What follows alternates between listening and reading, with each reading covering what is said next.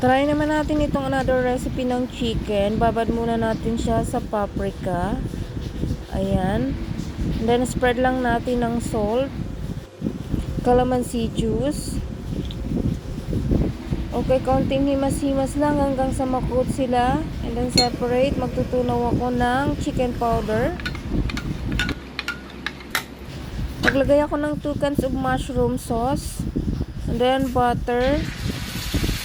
Saka natin iba-brown yung chicken.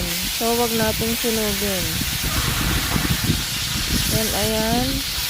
Baliktarin muna natin kapag okay na, kapag brown na siya. Separate muna natin.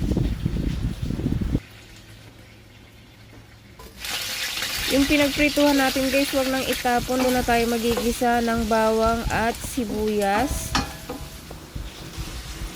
Then, lalagay na natin yung chicken powder na tinunaw and mushroom sauce. Mix lang. Lagyan ng pepper. And then, lagay na natin yung chicken.